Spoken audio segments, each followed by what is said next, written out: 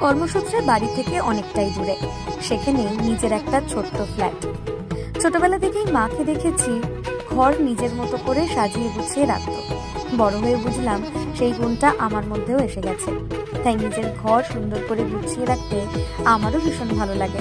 পুজো আসছে, তাই নিজের লুকের পাশাপাশি ভাবলাম ঘরের লুকটাও একটু বদলে ফেলি। সেই কারণেই অ্যামাজন থেকে এই সমস্ত যে হোম ডেকর আইটেমস দেখতে পাচ্ছ সেগুলো আমি পারচেস করেছি। এখন তো আবার অ্যামাজন গ্রেট ইন্ডিয়ান সেলও চলছে, তাই তোমাদের যদি কোনো কিছু ভালো লেগে থাকে কমেন্ট করে জানিও, অবশ্যই আমি লিংক দিয়ে দেবো। আর আমার ঘর और त्योहार সিরিজের এপিসোড 2-তে থাকলো বেডরুম ওয়াল মেকওভার।